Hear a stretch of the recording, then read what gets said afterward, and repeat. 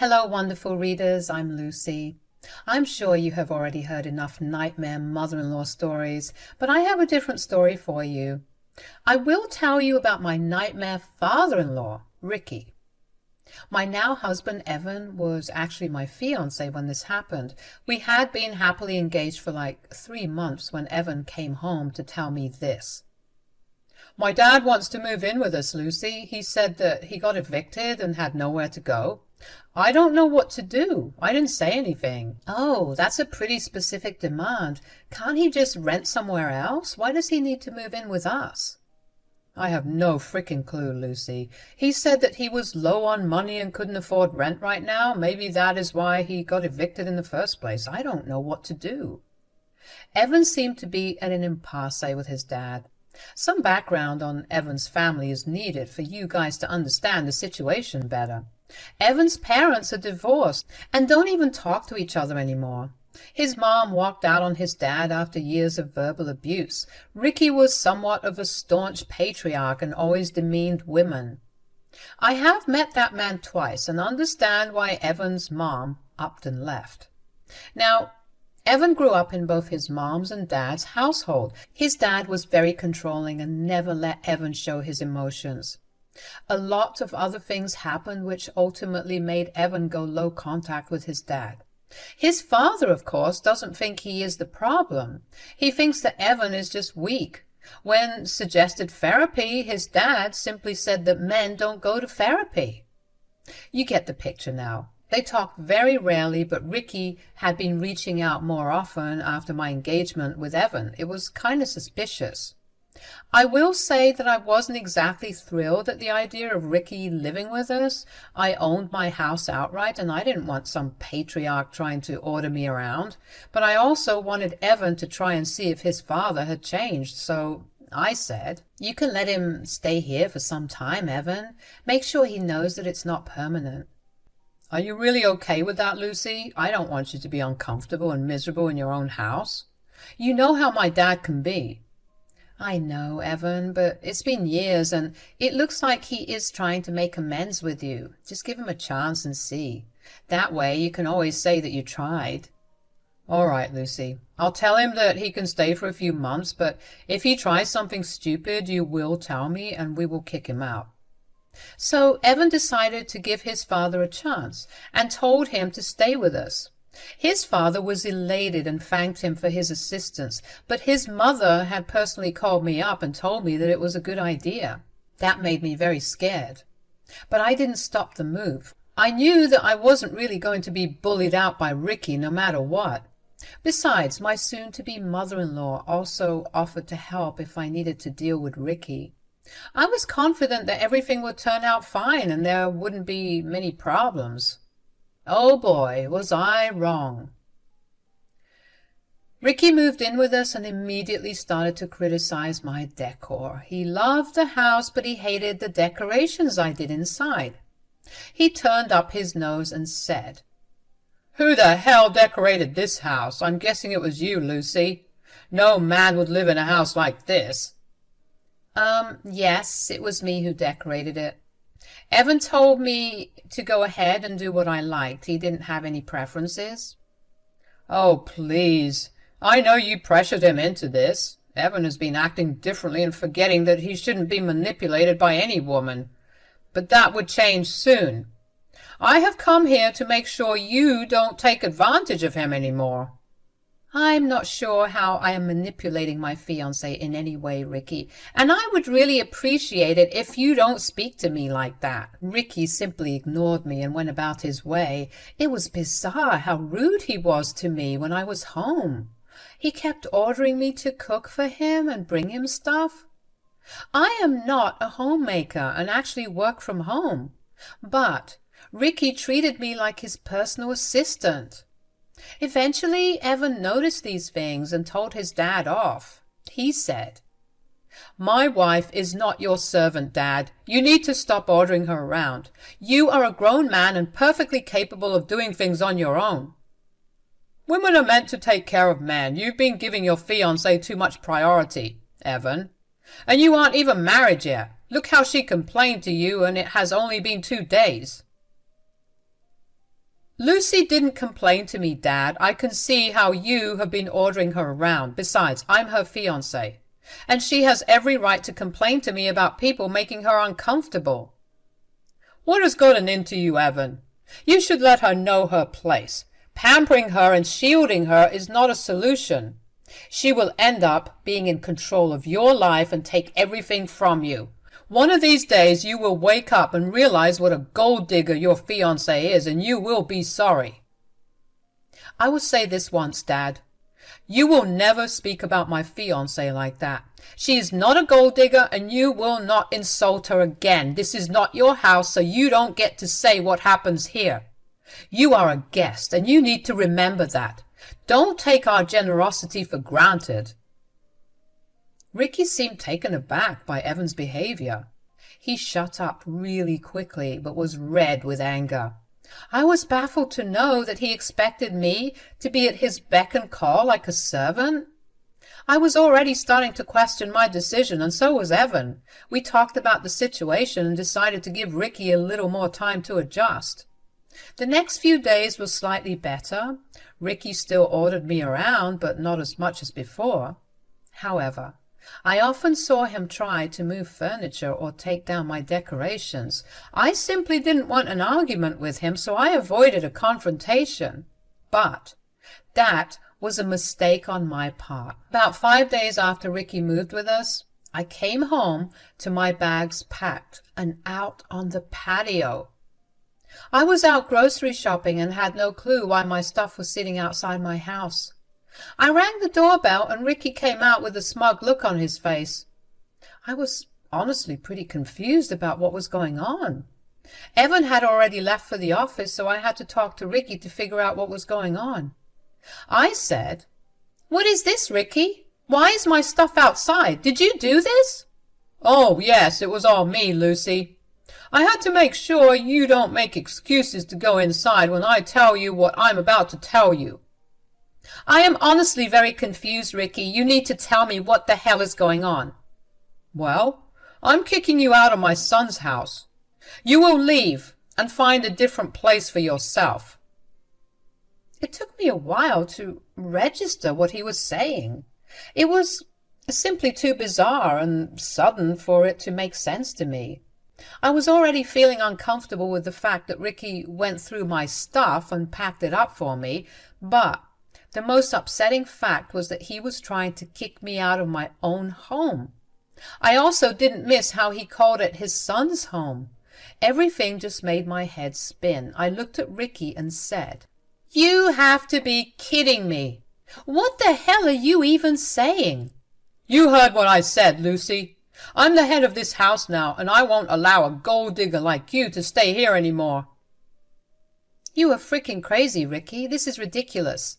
You can't just kick me out of the house like that. Did you even talk to Evan about this?" "I can and I will, Lucy. I don't need my son's permission for anything. I'm his father, so he will agree with whatever I do." "But why are you even doing this? You are not making any sense. What's the point of kicking me out?" "I won't let my son hand over his house to you. He can be a little naive when he's with you. Also, I've seen how you manipulate him into doing women's work. I need to save my son by kicking you out. You think I don't know your intentions?" "Oh, really, Ricky? Then enlighten me by telling me what exactly are my intentions." "I'm not stupid, Lucy. I know you will somehow make Evan share his house with you. I know women like you. You will marry Evan for his money and then divorce him so that you can take his wealth. The moment you marry him, you will make him give you the house. I won't let that happen." "So your plan is to kick me out of the house and then what, Ricky? How will this make any difference?" "Well, after I kick you out, I will make my son sign over this house to me. He knows that only men should own houses. I will take my time and make him sign over this house before your wedding. That way you will never have any claim over this beautiful house." I literally laughed at Ricky while he told me his elaborate plan of making the house in his name. He did think about this a lot and came up with a plan he thought was perfect. He was convinced that his son, who doesn't even like him anymore, would hand over the house to him just because he's a man. He was delusional to think he had that much power over Evan. He was going to get the shock of his life soon, and it will be for 2 different reasons. I got the first opportunity to tell him how his plan wasn't foolproof. I said, "Ricky, that's a great plan, actually, but I don't think it will work at all here. You wasted all your time and energy for nothing." "Oh, don't act smart with me, Lucy. I won't let you manipulate me or my son. I will get through his head faster than you can. I will make him see the truth and hand over the house to me." "I don't think he can just hand over the house to you, Ricky. You may have some misconceptions about this house." "What the hell do you mean? Have you already asked Evan to make you a co-owner?" "I won't let that happen. I won't let you steal his house." "I don't know how it would be possible for me to steal this house, and I don't know why you keep calling this your son's house, Ricky. This house was never your son's to begin with." "What? Don't you frickin' lie to me, woman. I know for a fact that you are not renting. My son has said that it is a personal property, so I know this is his house." "Evan didn't lie, Ricky. This house is personal property, but it's not his. The house is actually mine. I am the sole owner of this place."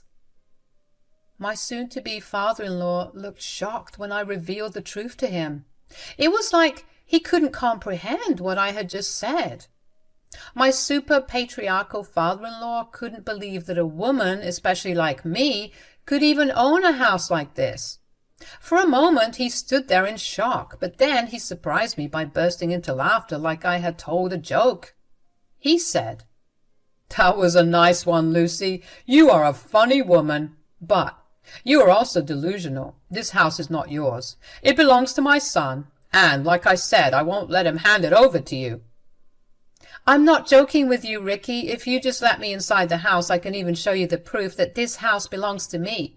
I got it shortly after Evan proposed." "That's impossible. You are lying to get rid of me. A woman like you cannot own a house. You are bluffing. It won't work with me." "Is that so, Ricky? Do you really think I'm bluffing? Why don't we call your son here and ask him? He will tell you the truth, right? Let's see what he has to say." Ricky was confident that I was lying to him.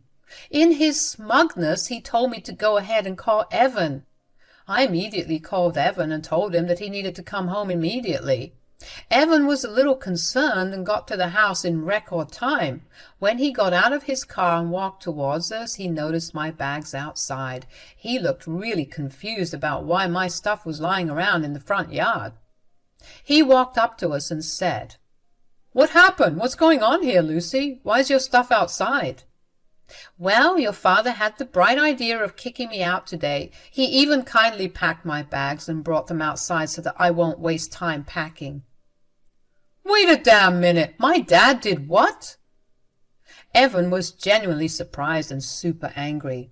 I looked over at Ricky and saw that he was a little uncomfortable in his quest to prove me a liar. He forgot the fact that he was throwing me out of the house without even consulting Evan. When he looked at his son's angry face, he realized that things would not be as easy as he had thought.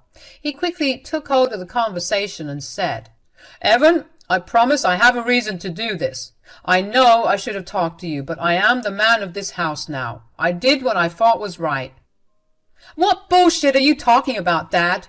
You were not the man of the house. You were just a guest. And you had no right to try and kick my fiancé out of the house." "Come on, Evan. You know well enough that I will always be the man of the house, especially since I'm here now. I'm your father, after all. Did you forget everything I taught you?" "Oh, I do remember whatever bullshit you had taught me when I was young. They are useless and do nothing but put you in control. You groomed me to accept whatever bad decision you made for your own benefit." Ricky now looked even more shocked with the way Evan talked to him.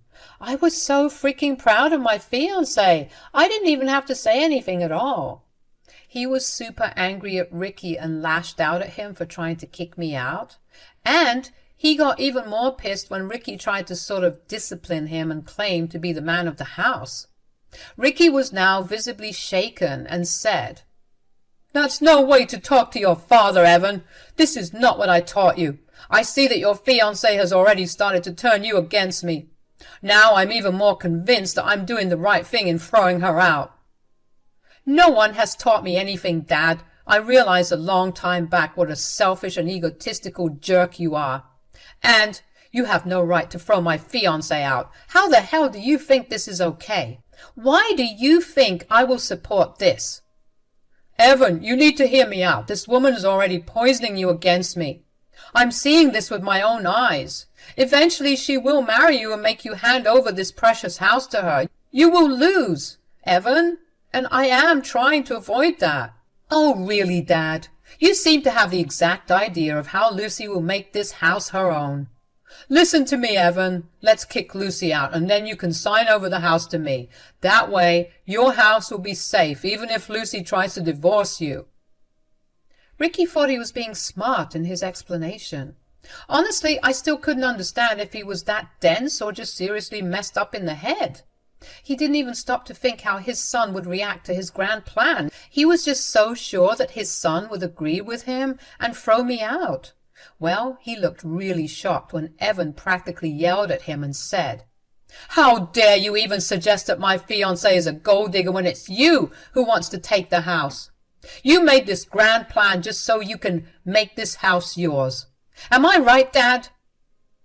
"Evan, you are taking this the wrong way. Lucy will take this house away from you. You need to be the sole owner of this place as a man. I'm just looking out for your best interests." "I don't need you to meddle in my life, Dad. And why the hell did you automatically assume that I was the owner of the house? How is Lucy going to steal the house when it is her property?" I was smirking hard when Evan confirmed what I had told Ricky. For Ricky, this was a big blow. All his plans were for nothing. He wasn't going to have his name on a house anymore.